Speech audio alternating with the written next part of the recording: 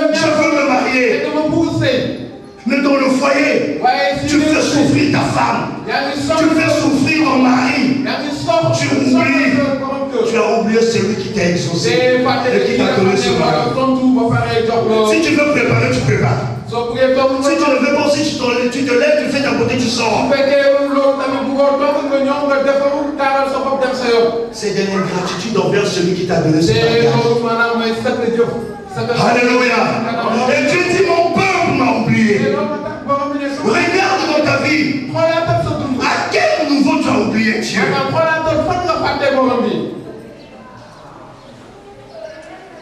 Alléluia. Amen. Alléluia. Amen. On va lire Deutéronome 4, verset 9. Deutéronome 4, verset 9. Deutéronome 4, verset 9. Seulement, prends garde à toi et veille attentivement sur ton âme tous les jours de ta vie, de peur que tu n'oublies les choses que tes yeux ont vues et qu'elles ne sortent de ton cœur. Enseigne-les à tes enfants et aux enfants de tes enfants. Gloire à Dieu.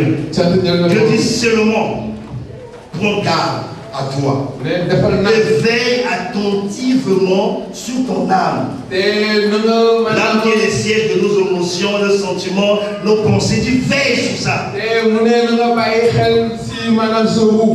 Tout le jour de ta vie.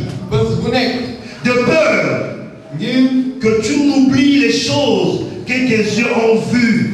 Et qu'elles ne sortent de ton cœur.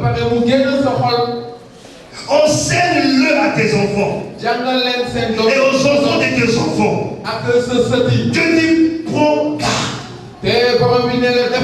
De peur que tu oublies et tes yeux ont vu. Bien-aimé, en tant qu'enfant de Dieu, nos yeux ont vu la main de Dieu. Nos yeux ont vu la puissance de Dieu. Nos yeux ont vu comment Dieu nous est venu en aide. Nos yeux ont vu la grandeur de ces dieux. Lorsque tu étais malade, tu as vu comment il s'est manifesté comme Jéhovah Rapha. Alléluia. Mais Dieu dit, n'oublie pas cela. Vous allez vous rendre compte dans la Bible, tout ce que Dieu faisait avec Israël. Il leur demandait d'écrire ça. Lorsqu'ils ont traversé la mer Rouge, il leur demandait d'écrire ça. Dans le but de ne pas oublier. Dieu n'aime pas voir ce qu'il a fait dans ta vie, ce qu'il a fait dans notre vie, que nous puissions oublier cela. Pour lui, c'est un manque de reconnaissance. C'est un signe d'ingratitude. Il dit, n'oubliez pas. Mais souvent, nous oublions. Nous oublions d'où nous venons. Et comment nous sommes devenus ce que nous sommes aujourd'hui. Souvent nous oublions ce qu'il a fait pour nous. Si tu peux garder en souvenir d'où tu viens, lorsque tu ouvriras ta bouche pour louer Dieu, c'est une louange qui va venir de ton cœur. Si tu peux garder en souvenir là où Dieu t'a ramassé, tu ne cesserais de témoigner ce qu'il a fait. Si tu peux garder en souvenir le jour où tu mourais, Dieu n'a pas permis que tu meurs. Toute ta vie sera une louange. Ta vie sera un culte d'action de grâce. Mais nous oublions. Tu sais que hier tu n'étais rien. Aujourd'hui ce que tu es, par la grâce de Dieu, tu seras là. Alléluia. Amen. On vient à l'église, on prie. Hier on était des prostituées. Hier on était des drogués. Hier, on sortait avec les hommes mariés.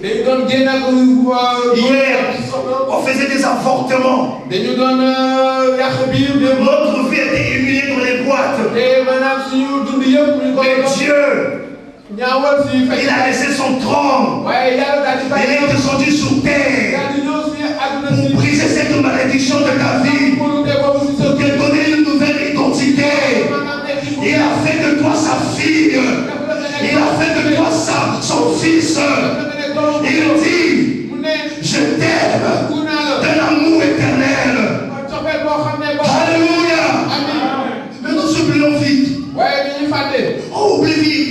Dans ta famille, personne ne se mariait. C'est à travers toi que les gens se marient aujourd'hui. Comment tu considères ton mariage? Est-ce que Dieu a une place dans ton foyer? Tu oublies vite. Si aujourd'hui tu travailles, parce que c'est Dieu qui t'a donné ce travail, quelle est la place que Dieu occupe dans ton travail? Tu as tellement demandé les dons spirituels. Dieu t'a donné les dons de la prophétie, les dons des guérisons. Que fais-tu avec ces dons? C'est pour s'enorgueillir. Que les gens sachent que c'est toi qui guéris. Que les gens sachent que c'est toi qui prophétises. Que les gens sachent que c'est toi qui as une belle voix. Dieu ne t'a pas donné ces choses pour que tu tires gloire. Mais Dieu t'a donné toutes ces choses afin que son nom soit glorifié.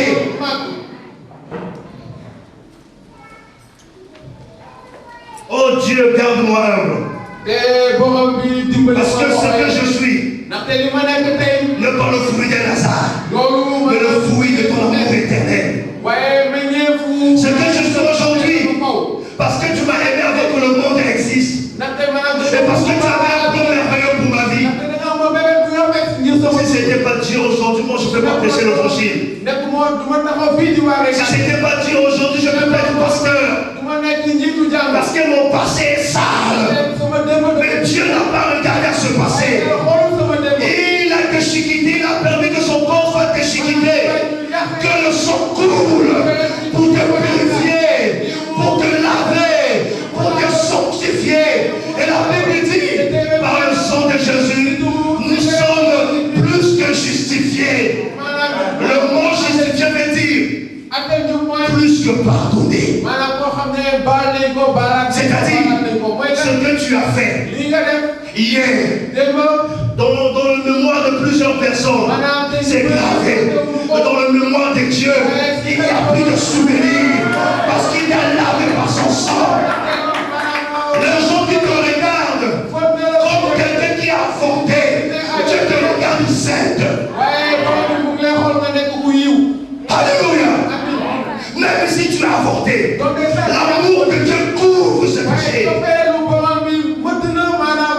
Regardez même comment nous venons dans la maison de Dieu. Ça prouve que Dieu n'a pas une première place. On a compris Dieu le genre de chewing dans la bouche. Vous savez que c'est impoli. Quand tu parles avec une personne et que tu fais des chewing, selon l'éducation, c'est normal.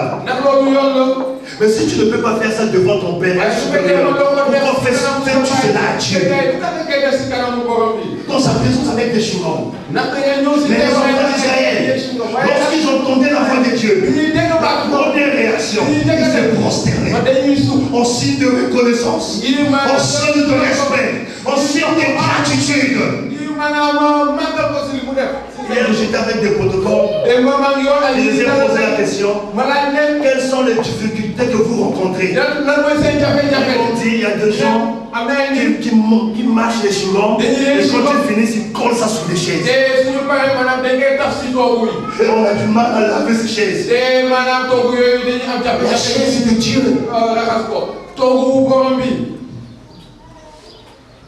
Alléluia. Amen. Alléluia. Alléluia. Alléluia. L'homme oublie vite. Je parle et je parlerai de d'où je viens. Parce que je garde mon souvenir là où Dieu m'a ramassé. Je n'aurai honte de rien. Je n'aurai honte de mon passé. Parce que mon passé est passé dans le sang de Jésus. Mais je dois rappeler à Satan que Dieu m'a sauvé. Et je dois dire aux autres ce qu'il a fait pour moi. Il peut le faire. C'est mon signe de reconnaître ce qu'il a fait. Les gens ont de témoigner les bienfaits de Dieu. Les gens ont de témoigner là où Dieu les a ramassés. Les gens ont de reconnaître ce que c'était chez nous poubelles. Parce que ton ego, ta personnalité fait que tu oublies ton souvenir. Que tu oublies là où Dieu t'a pris. Mais Dieu dit ne m'oublie pas. Quand tu oublies, tu deviens ingrat. Quand tu oublies, tu deviens orgueilleux. Quand tu oublies, c'est difficile de donner la première place à Dieu. Mais chaque fois que tu te rappelles, tu s'humilies. Et tu permets à Dieu de se lever. Chaque fois que tu te rappelles, tu te rabaisses et tu permets à Dieu de grandir dans ta vie. Gloire à Jésus. Mais David n'a pas oublié les bienfaits de Dieu. Il n'a pas oublié aucun de ses bienfaits. On dit aucun. Ça veut dire tout ce que Dieu avait fait dans sa vie. Dans les détails. David a gardé le souvenir de cela.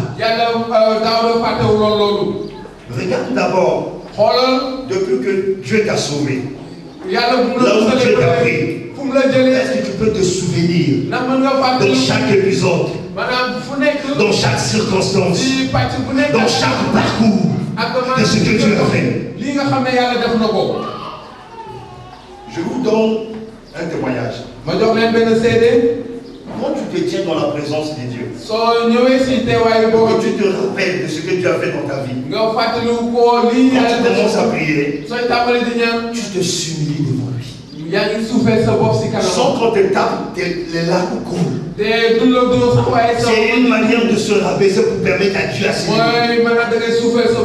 Et la prière, ça ne va plus venir de ta tête. Tu ne vas plus réfléchir. Tu ne vas plus chercher les mots. Mais ça va couler. Parce que tu as gardé le souvenir dans ton cœur de ce qu'il a fait. Et ça coule de ton cœur. Et David dit, je n'ai oublié aucun. Il dit, je n'oublie aucun de ses bienfaits. Il dit, aucun de ses bienfaits. Alléluia. Il va rassembler d'abondants sujets de louanges en considérant ce que Dieu avait fait. Et quand on lit tous les chapitres que nous venons de voir, dans le verset 3, il dit, il va commencer à citer les bienfaits de Dieu. Verset 3. C'est lui qui pardonne toutes tes iniquités, qui guérit toutes tes maladies. Alléluia. Alléluia. Amen. Gloire à Dieu. Il dit, c'est lui qui pardonne toutes tes iniquités. Vous savez, parfois nous oublions ce que nous étions hier. Mais parce qu'aujourd'hui on vit dans la sanctification, on déconsidère ce qui vit dans le péché. Mais David dit, c'est lui qui pardonne toutes nos iniquités. Nous ne méritons pas le pardon. C'est une faveur de Dieu. Nous ne méritons pas cela. Il ne faut jamais te considérer meilleur à l'autre. Même si tu as fait faire de chasteté, on ne pas chasse par notre force. C'est la grâce de Dieu. Même si aujourd'hui, quand tu ne pars plus en boîte, c'est lui qui part en boîte. Ne te considère pas. Ne se moque pas de lui. Et une faveur, un regard favorable envers lui. Prie pour lui. Présente-lui à Dieu. C'est une manière de se rappeler de ce que tu étais hier.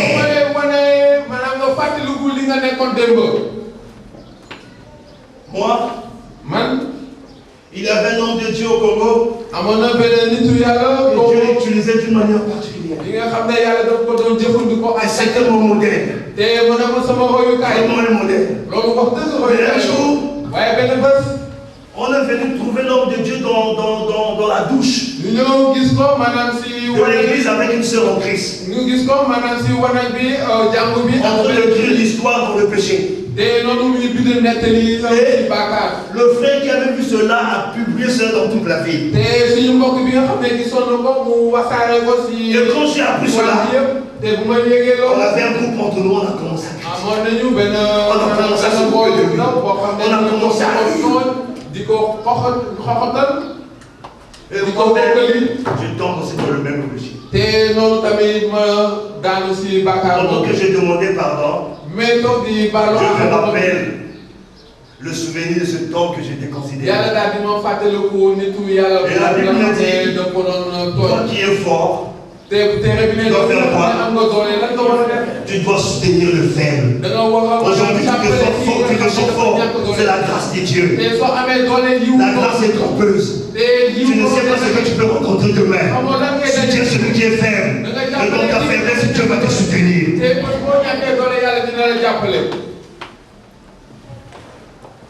Gloire à Jésus. Gloire à Jésus. Gloire à Jésus. Gloire à Jésus. David n'a pas oublié. Il dit dans le verset 4, c'est lui qui délivre ta vie de la fosse. Et c'est lui. Dans l'adversité, dans les combats, c'est Dieu qui délivre. Il y a des moments, c'est comme si toutes les victoires qu'on a remportées, c'est pour le fruit de notre force. Mais on oublie que c'est Dieu. David reconnaît cela. Dans le verset 5, il dit, c'est lui qui rassaisit de bien ta vieillesse. Qui te fait rajeunir comme l'aigle. C'est lui qui rassaisit de bien ta vieillesse. Tu ne vas pas faire pipi dans les habits quand tu vas vieillir. Non, il va renouveler tes forces comme de l'aigle. J'ai connu un pasteur camerounais. Cet homme de Dieu avait 95 ans. Mais avec beaucoup de vigueur. Il voyageait par bateau. Il est venu en ville prêcher l'évangile. Je lui ai posé la question, quel est ton secret? Est-ce que tu fais le sport? Il dit non. Je garde le souvenir de bienfaits de Dieu. Et c'est ça ma force. Gloire à Jésus. Le verset 6 il dit, l'Éternel fait justice. Il fait droit à tous les opprimés. Il fait justice. Tu as été opprimé. Les parents t'ont chassé. Lorsque ta maman est décédée, lorsque ton père est décédé, c'est lui qui fait justice. C'est Dieu. Ne te justifie pas. Ne cherche pas des raisons. Laisse Dieu te justifier. Et il défend ceux qui sont opprimés. Quand on lit tout ce verset, nous voyons comment David est en train de reconnaître chaque bienfait de Dieu dans sa vie. Alléluia. Alléluia. Gloire à Dieu. Nous allons lire Deutéronome 32, verset 7. Deutéronome 32, verset 7. Rappelle à ton souvenir les anciens jours, passe en revue les années, génération par génération, interroge ton père et il t'apprendra, tes vieillards et ils te le diront. Amen. Dieu dit rappelle à ton souvenir. Rappelle à ton souvenir les anciens jours. Là où tu commences à rappeler à ton souvenir les anciens jours. Là où